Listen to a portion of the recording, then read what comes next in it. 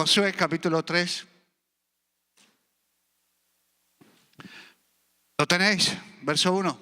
Josué se levantó de mañana, amén. Nos hemos levantado de mañana, ¿no? Por la mañana. Y él y todos los hijos de Israel partieron de Sitín y vinieron hasta el Jordán. Y reposaron allí antes de pasarlo. Había una prueba, cruzar el Jordán, y decidieron estar unos días allí reposando. Y después de 3 días,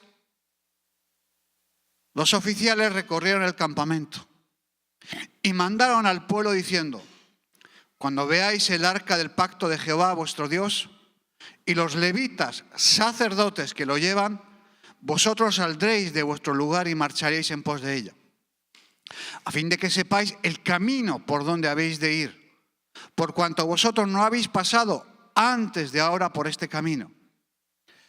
Pero entre vosotros y ella haya distancia como de 2000 codos, no os acerquéis a ella.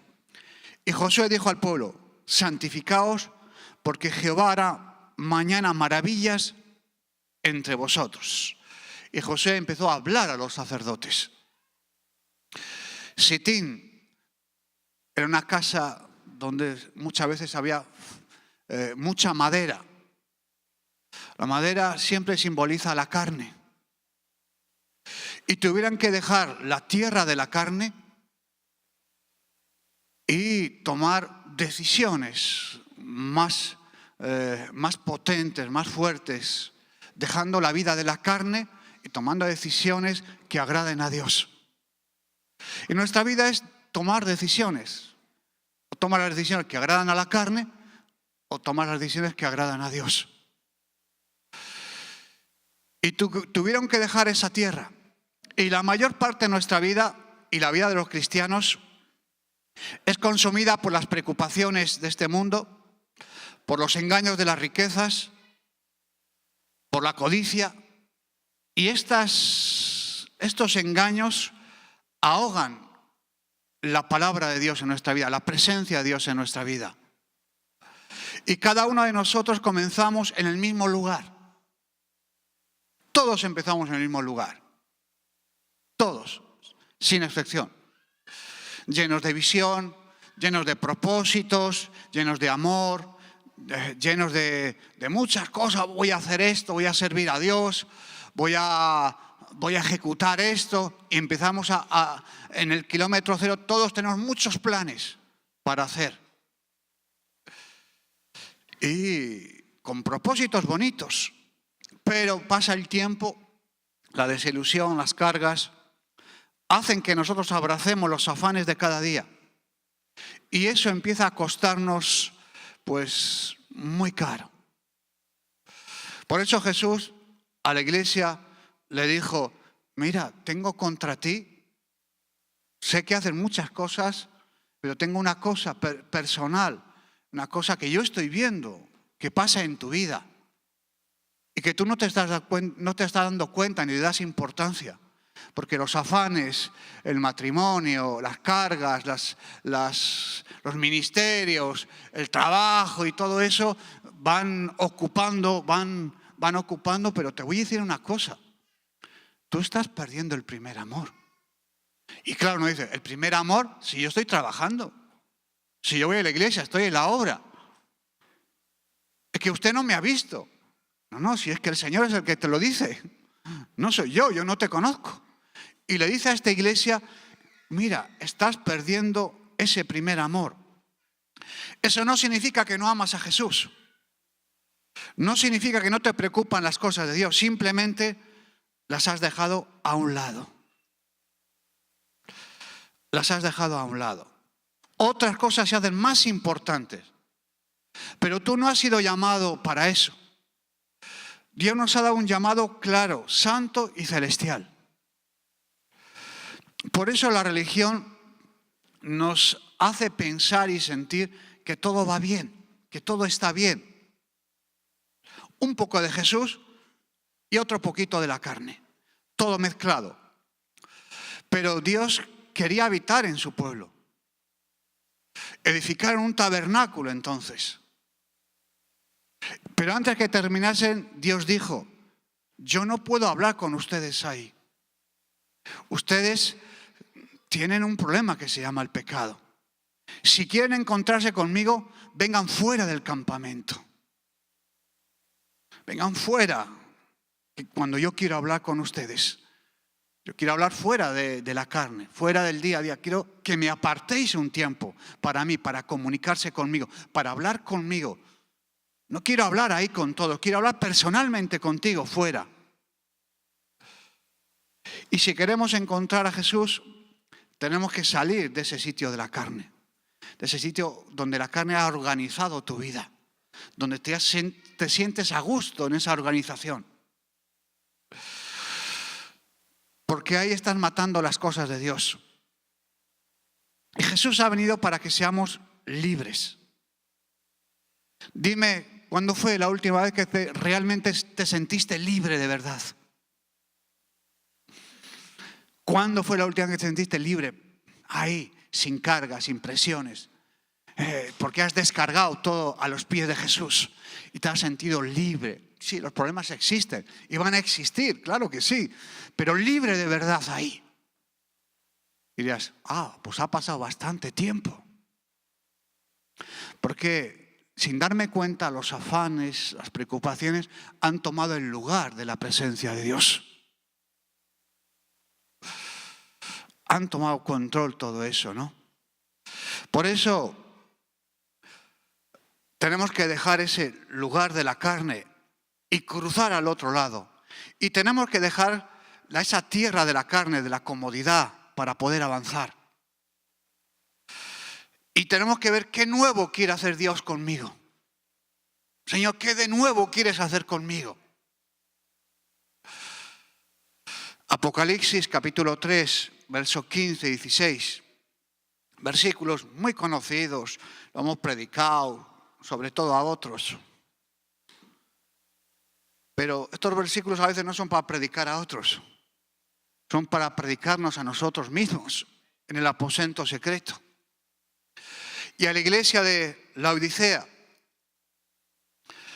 escribe el ángel a la iglesia en Laodicea: he aquí el amén, el así sea, el testigo y verdadero, encima, fiel y verdadero, el principio de la creación de Dios, dice esto: yo conozco tus obras. Todos hacemos alguna obra. Pero dice, en esas obras veo que ni eres ni frío ni caliente. Ojalá fueses frío o caliente. Verso 20. He aquí, yo estoy a la puerta y llamo. Y si alguno oye mi voz y abre la puerta, entraré a él y cenaré con él y él conmigo. Este versículo lo solemos citar a los no creyentes. Pero este versículo fue escrito a una iglesia, a creyentes, a personas que conocen a Jesús. Si no tocaba la puerta de la iglesia, no podía entrar. Y la puerta de la iglesia no es esa puerta. Nosotros somos la iglesia. Y Dios continuamente está tocando la puerta de nuestro corazón. Continuamente. El rey David tenía el arca de la alianza, donde estaba la presencia de Dios. Y él, cuando ya ejerció funciones de rey, Saúl muere. Él empieza a reinar. Saúl empezó a reinar sin presencia de Dios, sin el arca de la alianza. Saúl jamás dijo, ¿dónde está el arca de la alianza? No, yo puedo trabajar sin el arca de la alianza. Yo sé trabajar, yo llevo tiempo en la obra de la iglesia. Yo sé manejar las situaciones. Y trabajó siendo rey sin el arca, sin la presencia de Dios. En cambio, David, cuando subió al trono, dijo, ¿dónde está el arca? El arca estaba en la casa de una familia. Traer el arca a la presencia de Dios. Yo no quiero ser un rey sin presencia de Dios. Yo no quiero ser un pastor sin presencia de Dios.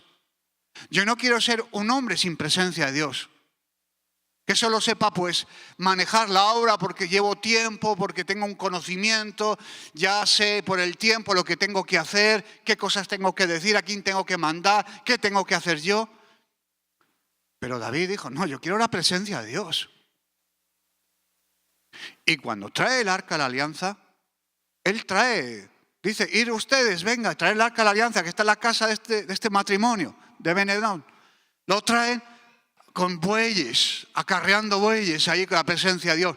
El mueble no era tan grandísimo, era un mueble realmente mediano a pequeño. Y cuando trae, dice que los bueyes tropiezan. Y Pérez Uza, con buenas intenciones, quiere que el arca de la alianza no caiga y lo sujeta. Y dice que muere en ese momento. Y muere ese momento porque la presencia de Dios es algo santo. No es cualquier cosa. No le hagamos vulgar la presencia de Dios, la palabra de Dios, la alabanza, el culto. No lo hagamos rutinario, religioso, como otro domingo más, otro jueves más, otra prédica más, otra alabanza más. A ver si acaba ya que me quiero ir. Y muchas veces la presencia de Dios lo queremos rebajar como algo vulgar, como algo, una más. Pero Pérez Uza quiso ayudar y Dios no necesita nuestra ayuda, amén. Nosotros necesitamos la ayuda de Dios, que es muy diferente. Luego David se dio cuenta de que había errado. Que la presencia de Dios lo tenían que llevar los levitas al hombro, no con cargas de bueyes, no de cualquier manera. Y a veces hacemos las cosas para Dios de cualquier manera, indolentemente, sin pasión, sin amor. Por eso dice Jeremías, maldito el que haga la obra de Dios indolentemente. Maldito el que busca la presencia de Dios indolentemente, esté delante de Dios indolentemente. No entre con ese respeto, con esa humillación que Él se merece. Y tú puedes ser tocada también por la carne. Y la gloria de Dios y la carne no pueden vivir juntas. Amén. No pueden vivir juntas. Cuidemos nuestra alabanza, cuidemos nuestra higiene espiritual. Que no sea por habilidades, sino porque conocen la presencia de Dios, viven en la presencia de Dios, amén, y comunican la presencia de Dios.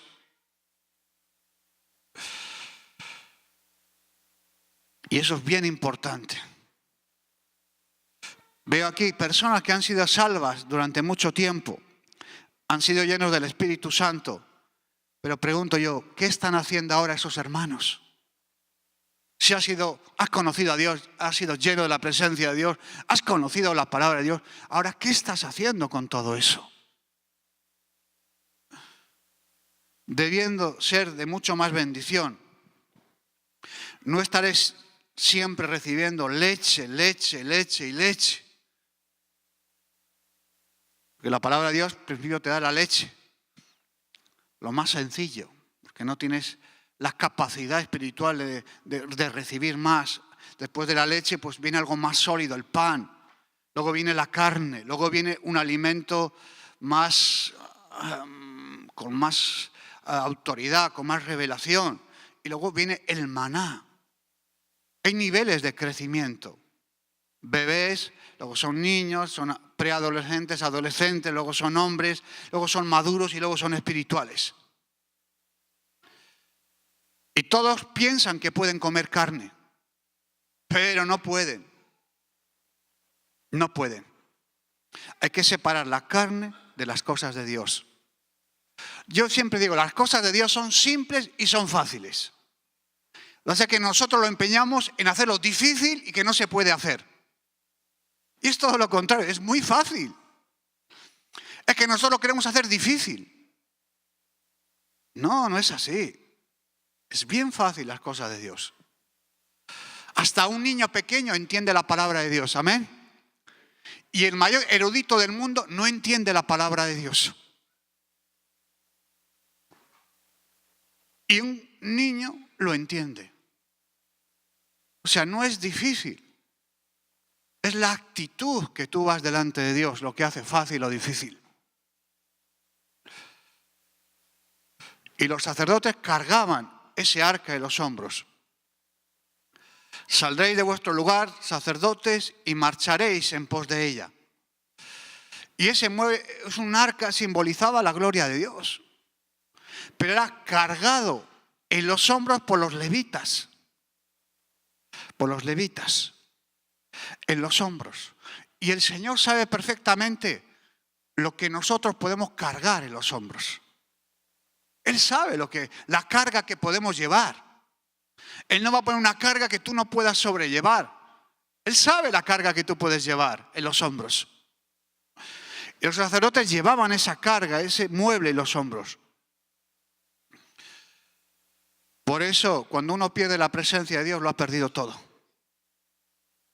Si no estás dispuesto o dispuesta a negarte a ti mismo en cualquier cosa, no estás dispuesto a servir a Dios. Cuando tú pones las condiciones para servir a Dios, tú ya dejas de servir a Dios. Y empiezas a servirte de Dios, a cambiar los planes, a buscar tu puesto, tu comodidad, tu nicho, tu autoridad, que no me toquen, que no me digan, que yo estoy bien, que a mí no me manden. Y ya empezamos a cambiar el rol y nos empieza a ir mal. Y nos empieza a ir mal. Dios empieza a cerrar puertas, empieza a cerrarte puertas, empieza a cerrarte puertas por todos los lados. Una cosa bien diferente es la unción y otra cosa es el carisma. Una cosa es talento y otra cosa es unción. Una cosa es espectáculo y otra cosa es la gloria de Dios. El espectáculo es sacar a Jesucristo de ahí. Sácalo para que yo brille. Y tenemos que tener cuidado. Porque Dios lo que yo entiendo que quiere con nosotros en el ministerio, que haya hombres, que haya mujeres, que haya matrimonios, que haya jóvenes radicales, que realmente quieran obedecer a Dios. Yo sé que no todos los que están aquí están escuchando este mensaje. Sé claramente. Y otros regresarán a más de lo mismo cuando salgan de aquí. Serán sacudidos, pero luego no reaccionarán, no tomarán decisiones. Y volverán a hacer más de lo mismo. Entonces cuando vas a ir más para atrás, no más de lo mismo, vas a ir más para atrás.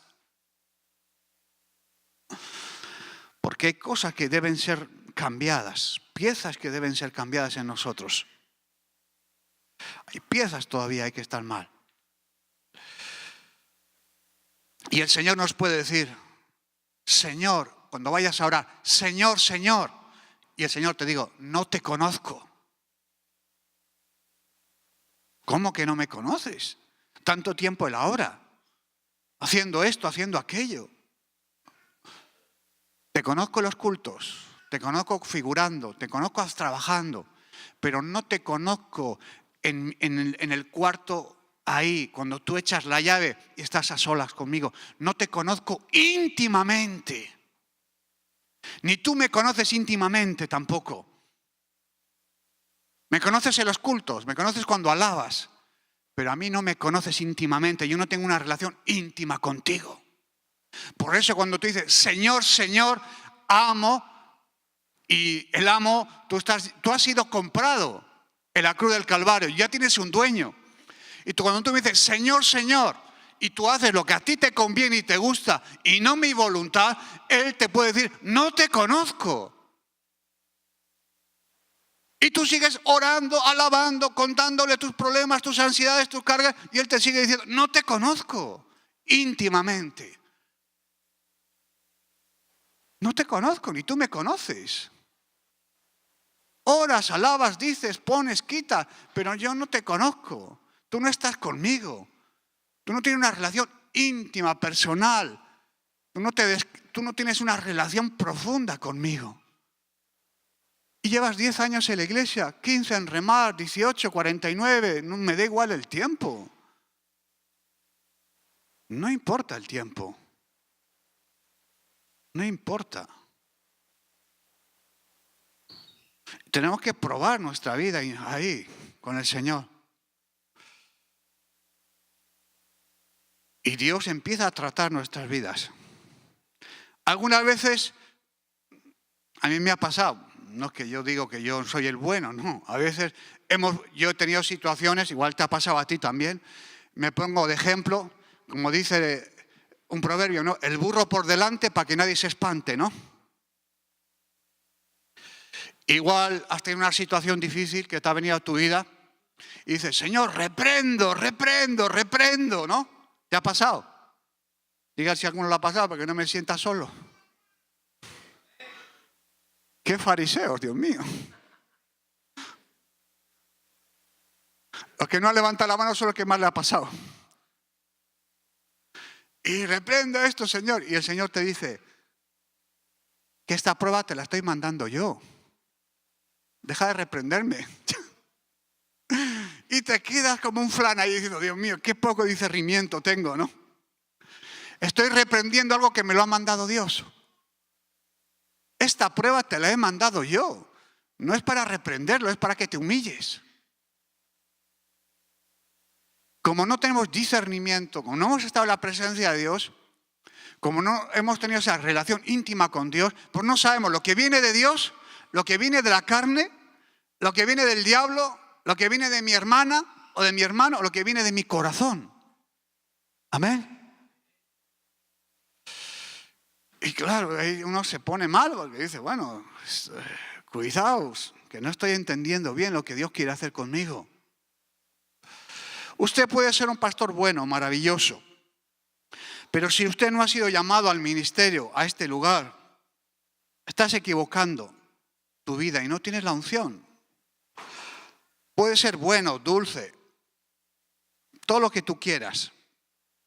Y a veces pues no le quieres decir al hermano, mira hermano, por no lastimarlo, mira que estás equivocado, que este no es tu lugar, me estás haciendo polvo la iglesia, no te enteras de la misa, estás en otra visión, me quieres aquí confundir al público. Y claro, como es un hombre mayorcito, buenito, dice, si se lo digo, ¿cómo le va a sentar? Pues mal. A mí me ha pasado por lo menos. Y no hace mucho. Pero al final estuve orando, porque hablaba y no entendía ni papa. Señor, me tengo que poner a orar. Y sé tú el que hace la obra. Porque a mí me dan ganas de retorcer las orejas. Y como yo empiezo a retorcer las orejas, imagínate la que se puede liar. Entonces tengo que, toda esa ansiedad, toda esa carga, toda esa presión, llevarla a los pies de Cristo y decir, Señor, haz tu justicia. Haz tu justicia, amén. Haz tú la justicia, porque yo no puedo. No puedo. Hebreos 5:7, amén. Jesús tuvo que aprender la obediencia. Y todos sabemos que el amor es muy sufrido. Cuando tú amas a una persona, empiezas a sufrir por esa persona. Si no la amas, ¿qué me importa, no? Pero cuando uno ama a su hijo, a su hija, a su marido, a su esposa, a su enamorada, a su enamorado, el amor es total, te hace sufrir. Porque claro, ese amor está ahí, ¿no? Jesús en ese amor también tuvo que padecer y aprender la obediencia. Hebreos 5:7. ¿Lo tenéis? ¿En la Biblia o aquí atrás? Y Cristo, en los días de su carne, ofreciendo ruegos, súplicas con gran clamor y lágrimas, al que le podía librar de la muerte, fue oído a causa de su temor reverente. Si queremos que Dios nos escuche, tenemos que tener un temor reverente, un respeto. Tú no puedes ir a Dios con esa actitud de poco respeto, sin reverencia, de cualquier manera, exigiendo y con mala actitud. Fue escuchado, dice, por su temor reverente, el respeto y la reverencia que tenía. Y aunque era hijo, por lo que padeció, aprendió la obediencia. O sea, la obediencia no se nace, se aprende, amén. Se aprende. ¿Y cómo aprendió? A través del padecimiento, dice. Y habiendo sido perfeccionado, vino a ser autor de eterna salvación para todos los que le obedecen. Y fue declarado por Dios sumo sacerdote según el orden de Melquisedec. Jesucristo se fue preparando para la muerte. Y después de la resurrección, si analizamos los textos, ¿cómo era Jesús físicamente? ¿Qué habla Jesús? ¿Qué habla la Biblia de Jesús en su cuerpo? ¿Cómo era él? ¿Con barba? ¿Sin barba? ¿Ojos azules? ¿Ojos marroncitos? ¿Era color verde? ¿El cabello era más claro? ¿Era más oscuro? ¿Medía 1,80, 1,60, 1,93? ¿Dice algo de eso la Biblia? ¿Nos dice, sabemos algo? Podemos decir que Jesús no era gordo. No lo digo por los gordos, por si acaso. Era delgado, más o menos como yo. Yo no me estoy creyendo Jesús, por si acaso, ¿vale? Es un ejemplo. Dice la Biblia que se le podían contar todos sus huesos en la última semana de vida que tuvo. Salmo 22. Sobre todo su última semana. En aquella época no se comía tanta cantidad de comida como ahora. No existía el banco de alimentos, lógicamente.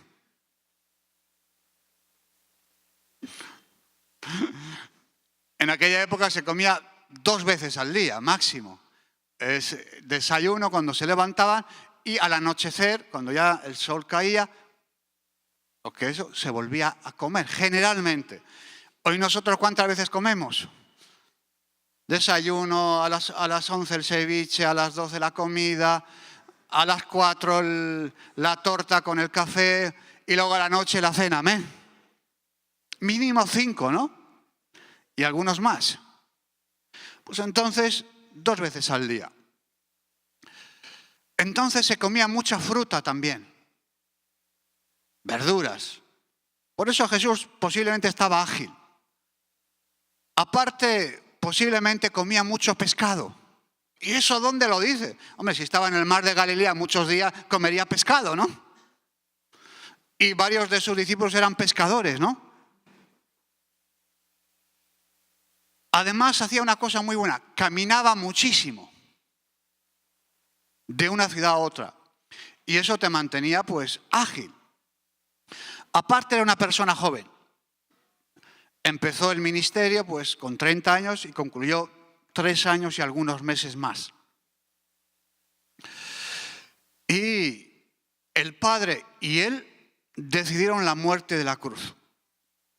Pero sobre todo Jesús se preparó espiritualmente. A Jesucristo no lo tomó por sorpresa la última entrada en Jerusalén, cuando lo van a crucificar. Él ya sabía lo que iba a pasar antes de entrar triunfalmente a Jerusalén. Él ya lo había profetizado. Él sabía que este último viaje a Jerusalén iba a ser, no había retorno. No era como las anteriores veces que iba a Jerusalén, iba al templo, visitaba y volvía a Galilea, volvía a otra ciudad periférica.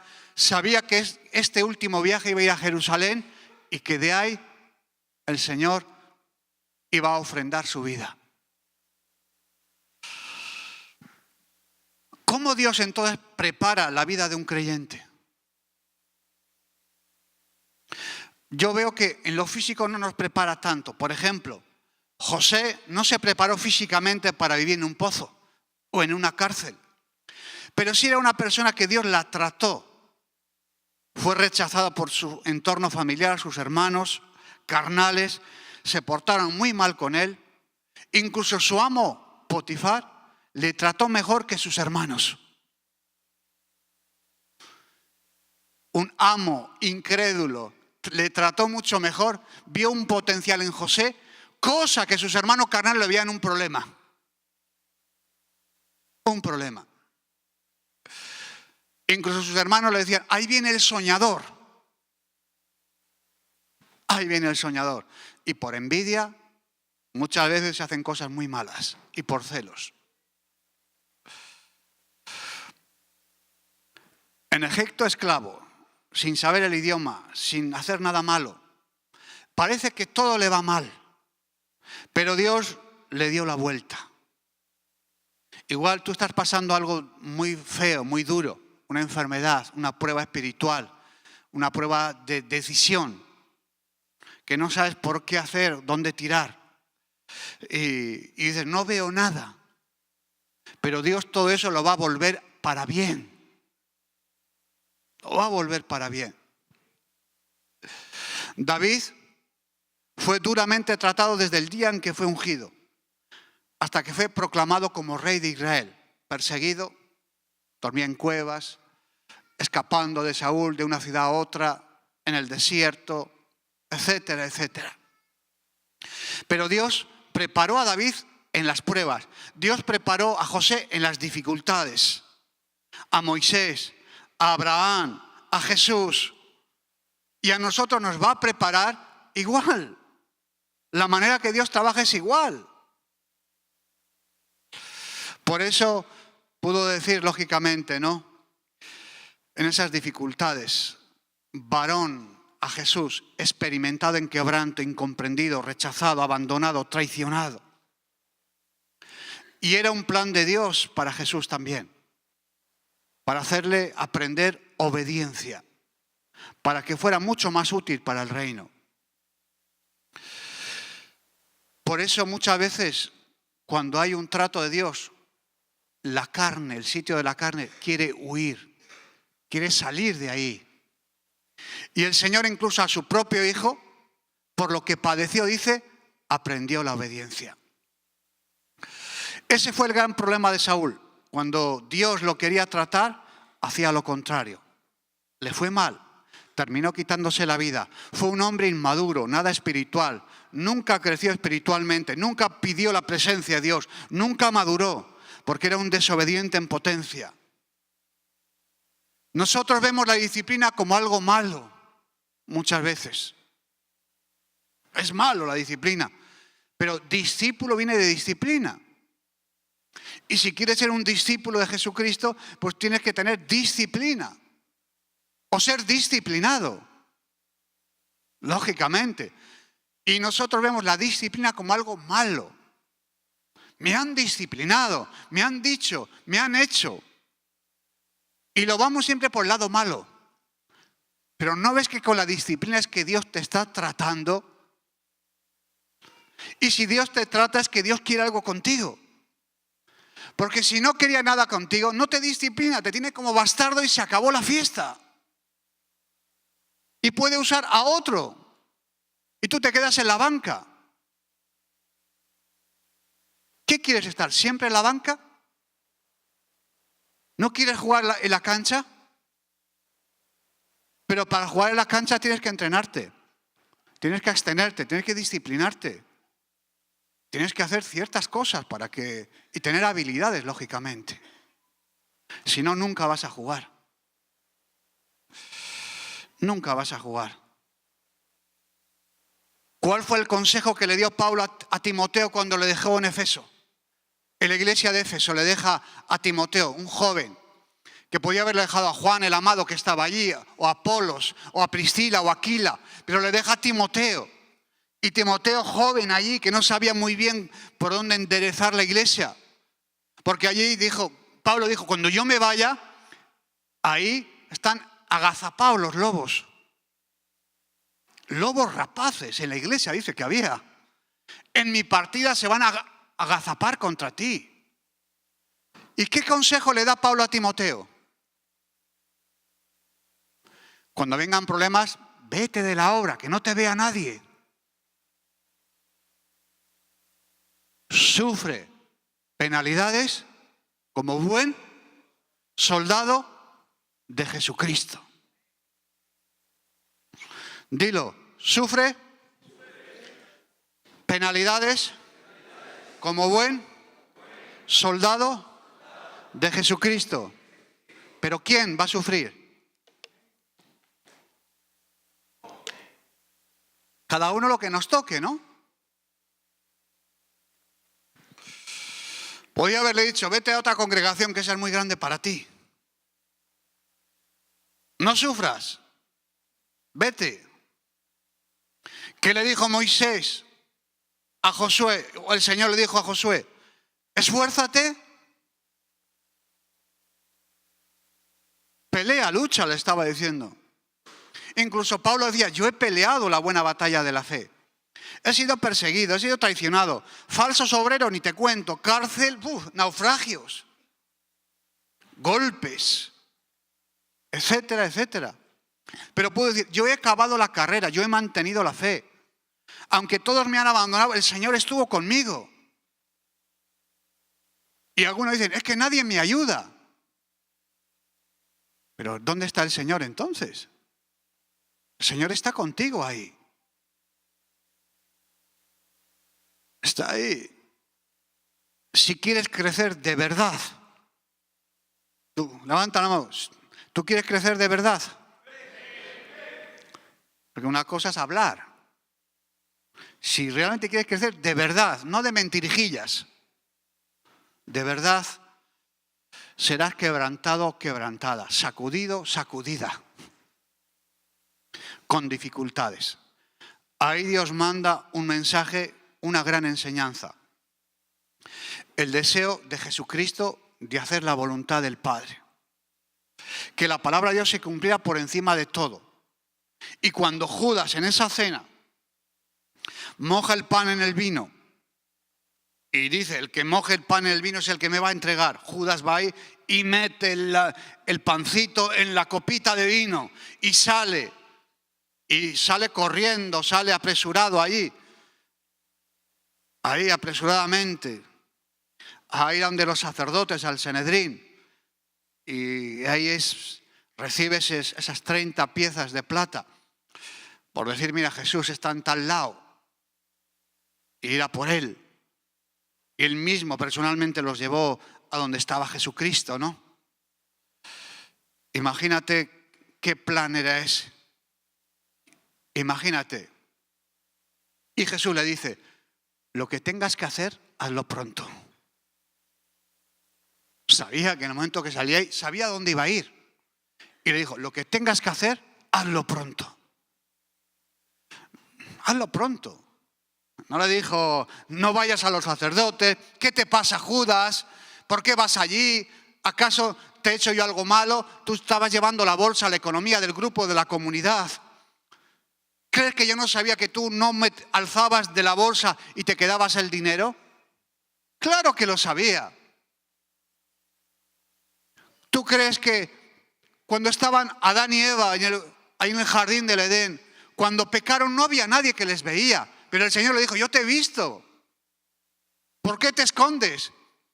Caín, cuando mata a Abel no había nadie. Y el Señor le dijo, ¿qué te pasa, Caín? ¿Qué has hecho? ¿Dónde está tu hermano?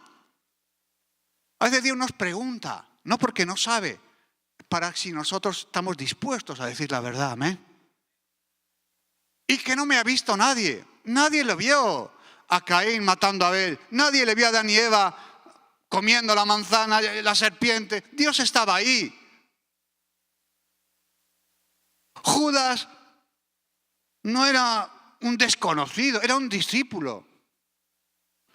Aparte de llevar la economía, hacía milagros, expulsaba demonios, dormía codo a codo con Jesús. O sea, la traición no vino de fuera, vino de dentro. Por eso, cuando más daño haces, cuando es una persona interna, cerca tuya, ahí te ofendes más. Pero Jesús sabía perfectamente a dónde iba Judas en ese momento. Por eso no hay gloria sin cruz. Jesucristo dice que era sumo sacerdote según el orden de Melquisedec. Y vemos que ese sacerdocio, si tú lees en Génesis, es un sacerdocio que no tiene principio ni fin. Melquisedec, rey de justicia, que no tiene principio y no tiene fin. Donde Abraham le dio los diezmos, no se había escrito la Biblia, la Torá. Antes de escribirse la Torá, ya Abraham, por revelación, hizo Santa Cena y le dio los diezmos de todo a este rey de Melquisedec.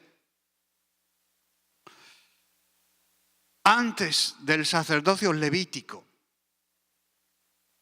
los levitas allí, cuando hicieron el templo, ya sacerdote levítico no hay, porque no hay templo en Jerusalén tampoco. Pero Cristo, que era de la tribu de Judá, en los últimos días de la vida de Cristo se cumplieron cientos de profecías en la última semana de vida de Jesús. La entrada en un pollino blanco, quién le iba a traicionar, por cuánto le iba a traicionar, cómo le iban a lanzar una lanza en el costado, iba a salir agua. O sea, todo esto ya 500, 600 años antes ya estaba profetizado en los Salmos, en Daniel, Zacarías, etcétera, etcétera, etcétera. Todo. Pero desde que entró en Jerusalén un día, resucitó a Lázaro, ya lo querían matar a Jesucristo y a Lázaro. Ya lo querían matar. Jesús no se escondía. Cuando Jesús entró a Jerusalén montado en un pollino, él no se escondió. Multitudes echaban ramas de palmera al suelo y decían: Hosana, Hosana, he aquí el hijo de David. Jesús no se escondía, era un personaje público ya en Jerusalén. Todo el mundo ya lo conocía. Por eso el amor es sufrido. Incluso los fariseos, cuando Jesús expulsaba a los demonios, decían: este expulsa demonios por Belcebú. Los propios hermanos de Jesucristo le decían: vete a compartir a otras tierras. No lo decían porque fuera a evangelizar, era porque se avergonzaban de él. Cuando David, su papá lo manda a llevar comida y a informarse cómo están sus hermanos en la guerra contra Goliat, contra los filisteos, lo primero que sus hermanos le menosprecian a David. ¿A qué vienes aquí? ¿Por qué has dejado esas pocas ovejas? ¿Vienes aquí a chismear, a ver? ¿A qué vienes aquí? Y a veces nuestra propia casa, nuestros propios hermanos, nuestros propios padres son a veces los que peor se portan con nosotros. Amén. Uno no espera que ellos se porten mal. Espera que sean los incrédulos, los ateos, pero son los propios hermanos, los de tu propia casa, los que comen contigo, los que están en tu mismo ministerio, los que duermen puerta con puerta contigo.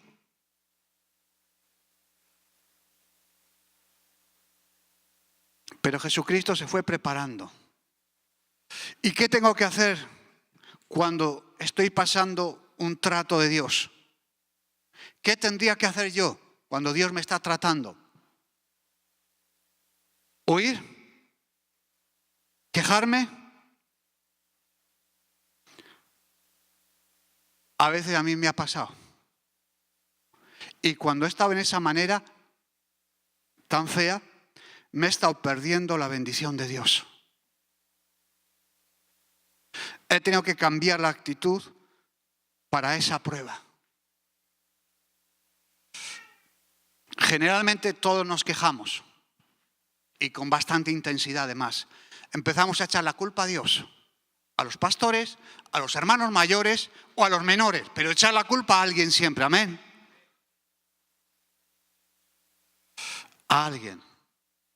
Y a veces el aprender, el servir a Dios, requiere sufrir un poco.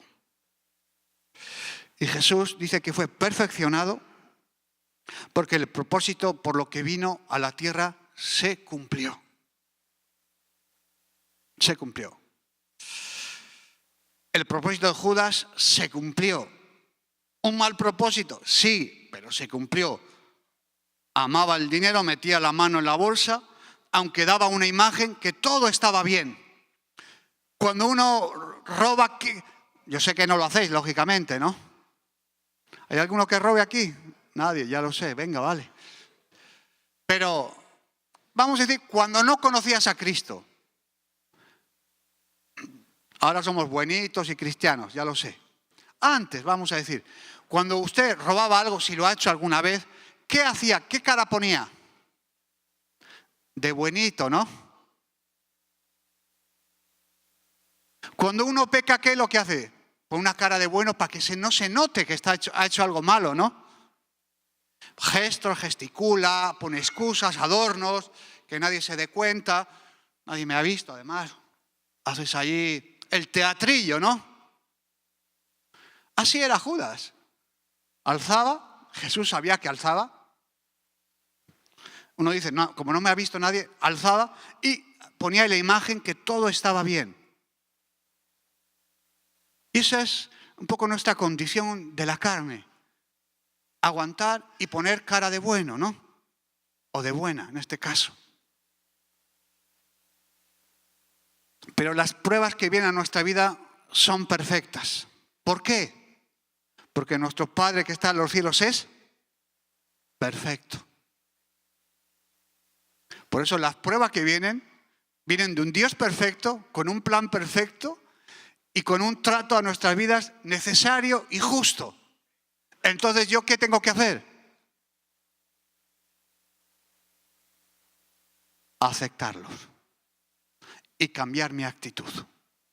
Amén. Cambiar la actitud muchas veces. Incluso Santiago dice algo más fuerte todavía. Mira, tener sumo gozo cuando estéis pasando diversas pruebas. Porque las pruebas te dan gozo. A mí a veces las pruebas no me sale el gozo, pues. ¿O a ti te sale? Pero tengo que buscar más la presencia de Dios para que el gozo no se disminuya, sino que esté ahí. Jesús a punto de morir empezó a orar ahí también. Jesús allí no empezó a quejarse contra Pilato cuando le llevaban ante Pilatos. No. Es que Pilato, tú no has hecho nada por mí. No salió nada negativo de su boca. Él resucitó, pero antes Él estuvo vivo.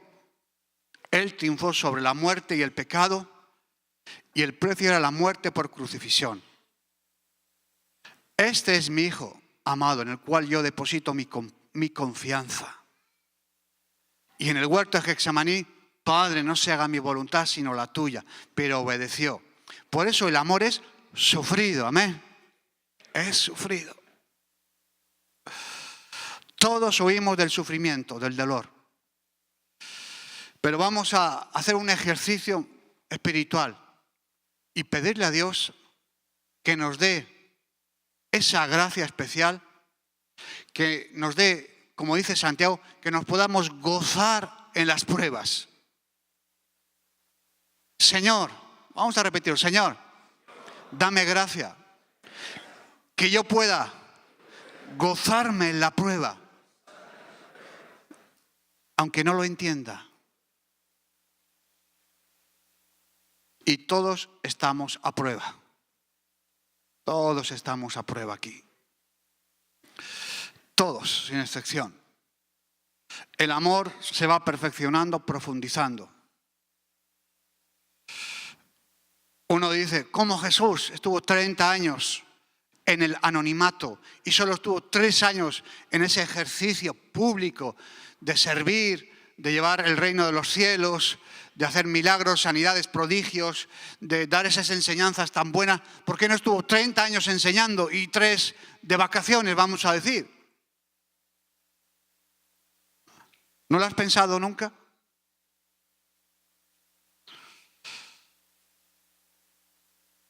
Cristo iba a cambiar el mundo.